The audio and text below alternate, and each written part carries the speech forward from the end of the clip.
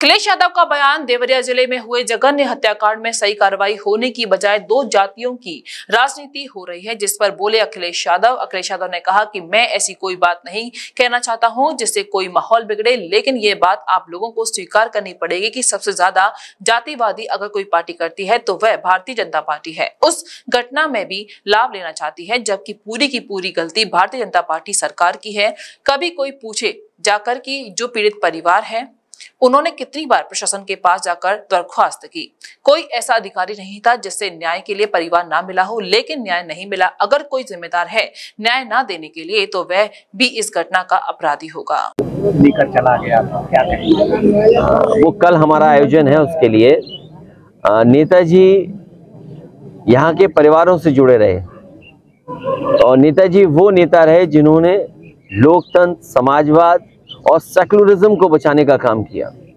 एक ज़मीनी नेता, एक धरती के नेता जो यहाँ के लोगों की भावनाओं को समझते थे, लोगों के सुख दुख में रहे, और उसका परिणाम ये रहा कि नेताजी को यहाँ की जनता ने ऊंचाइयों तक पहुँचाया।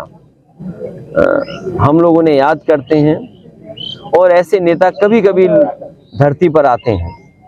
हम लोगों को उन्होंने रास्ता दिखाया, न केवल हम समाजवादियों को बल्कि राजनीति में एक नई दिशा दी उन्होंने। इसलिए उनको हमेशा हम लोग याद करेंगे। आज क्योंकि मान्यवर काशीराम जी को भी हम याद करते हैं कि जिनका योगदान दबे कुचले शोषित वंचित लोगों को जगाने में लगा रहा। बाबा साहब भीमराव अम्बेडकर, उनके सिद्धांत और खासकर बहुजन समाज को जागरूक करने का काम और राजनीति में उनको स्थान देने का काम अगर किसी ने किया है तो मान्यवर काशीराम जी ने किया। मैं आज उनको याद करता हूं और ये जगह तो वो है जिसने कभी मान्यवर काशीराम जी को बगल की लोकसभा से लोकसभा में भेजने का काम किया था। वो भी राजनीति का एक ऐतिहासिक समय था जब नेताजी और मान्यवर काशीराम दोनों मिलकर के एक राजनीति को नई दिशा दे रहे थे। और आज जब बिहार में सर्वे हो गया है, आंकड़े आ गए हैं, तो जो लड़ाई नेताजी ने, मान्यवर काशीराम जी ने लड़ी और जिन पर ये दोनों नेता सिद्धांतों पे चल रहे थे, बाबा साहब भीमराव अम्बेडकर, डॉक्टर राम मनोहर लोहिया, हमें उम्मीद है कि जिस तरीके से सर्वे के आंकड़े आए हैं देश भी स्वीकार करेगा और देश में भी आने वाले समय में इसी तरह जाति जनगणना होकर के उन तमाम जातियां जो पीछे रह गईं सामाजिक रूप से और आर्थिक रूप से, उनको बराबरी में लाने का काम चलता रहेगा। उसमें अब जाति को लेकर के अब विशेष टिप्पणी होने लगी। देखिए, मैं बहुत ऐसी कोई बात नहीं कहना चाहता हूं जिससे माहौल बिगड़े, लेकिन ये बात आपको स्वीकार करनी पड़ेगी। जितने लोग हैं, मैं जितने चैनलों को देख रहा हूं या यूट्यूब पर या कहीं ना कहीं, सबसे ज़्यादा जातिवादी अगर कोई पार्टी है तो वो भारतीय जनता पार्टी। ये आज मैं पहली बार नहीं कह रहा हूँ,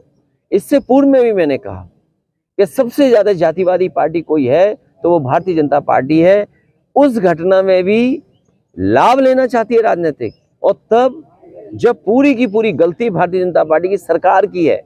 कभी कोई पूछे जाकर के कि जो परिवार थे उन्होंने कितनी बार दरखास्त दी, कौन अधिकारी नहीं था जिसके सामने वो गए ना हो न्याय के लिए, लेकिन न्याय क्यों नहीं मिला? न्याय क्यों नहीं मिला?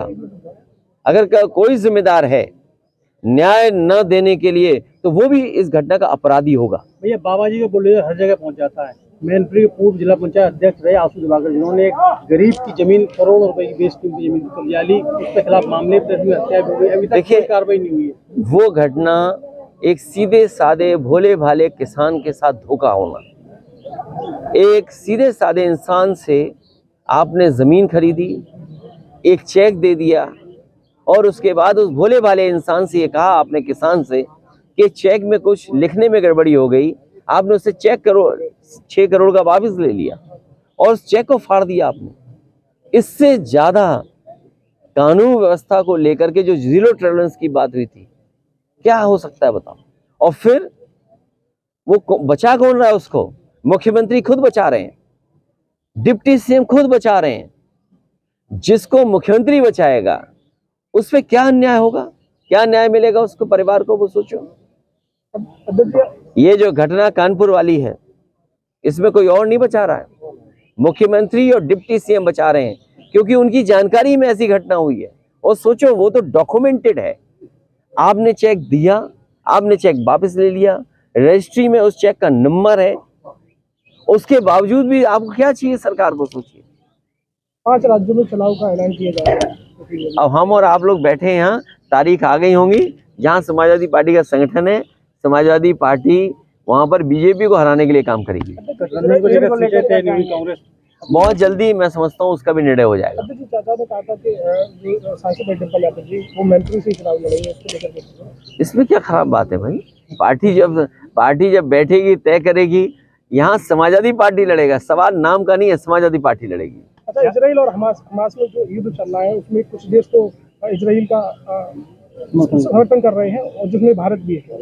देखिए, बड़ा सवाल यहाँ मत पूछो, ये दुनिया को पता नहीं क्या हो गया है।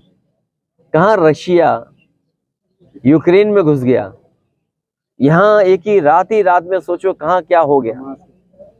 दोनों झगड़े हो गए, और भी कई हिस्सों में झगड़े चल रहे हैं। दुनिया में अगर इस तरह की चीजें होंगी, एक देश दूसरे देश के मुकाबले खड़ा हो जाएगा, तो चिंता की विषय तो देश की रहेगी। और देश के, क्योंकि हमारी सरकार नहीं है और देश के सवाल पे हम कोई जवाब नहीं दे सकते हैं।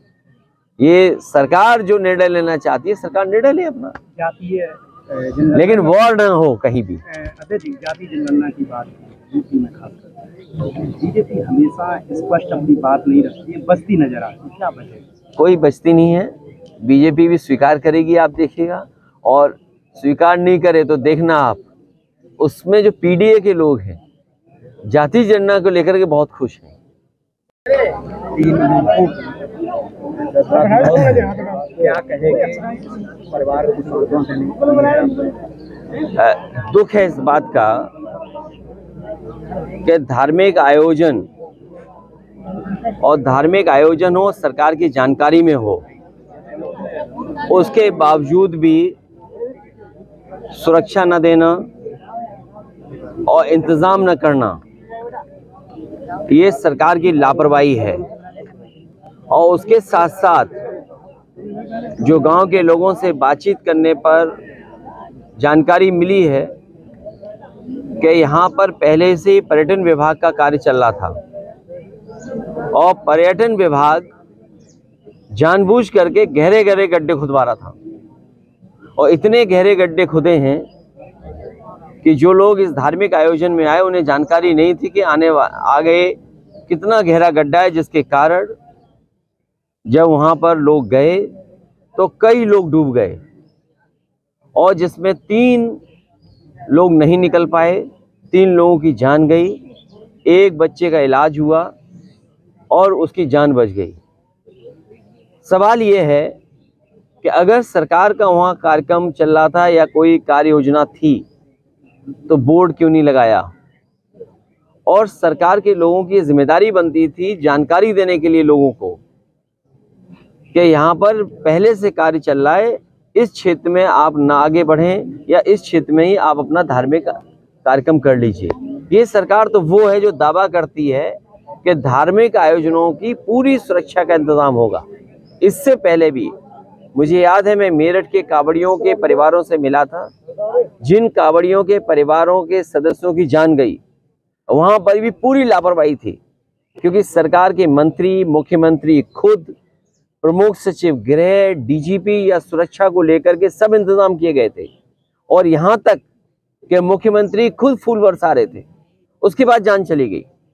तो ये सरकार की जिम्मेदारी थी, सरकार को इनकी मदद करनी चाहिए। और अगर धार्मिक आयोजन में किसी की जान गई है तो सरकार को आगे आकर के मदद करें, इनकी परिवार को सरकारी नौकरी भी देने का काम करें। परिवार को 4 लाख रुपया आम आदमी के लिए अनुदान करके एक फ्री कर लिया गया, क्या आम आदमी की यही कीमत है? ये सरकार की जिम्मेदारी बनती है कि गरीब परिवार में अगर किसी सदस्य की जान चली गई है तो उसके परिवार की मदद हो। जान की कीमत पैसा नहीं हो सकता, ये सरकार की जिम्मेदारी थी सुरक्षा देना। इसीलिए मैंने कहा कि जहां 4 लाख पर्याप्त नहीं है, सरकार को और मदद करना चाहिए। हम तो विपक्ष में हैं, पार्टी हमारी सत्ता में नहीं है, उसके बावजूद भी इन परिवारों की हम लोग 1-1 लाख रुपए की मदद कर रहे हैं। मुझे याद है कई बार ऐसी घटनाएं अगर सरकारों में हुई होंगी, अगर मदद करने की बात आई city super speciality hospital Govardhan चौराहा और city care hospital township Mathura. अब सुपर स्पेशलिटी सुविधाओं के लिए दिल्ली एनसीआर और आगरा जाने की जरूरत नहीं। Cardiology, neuro surgery, medicine, ortho gastro surgery, plastic surgery, critical care and pain management जैसी सभी सुविधाएं अब एक ही छत के नीचे। CT scan, cath lab, endoscopy, MRI जैसी सभी आधुनिक मशीन सिटी हॉस्पिटल में ही उपलब्ध हैं।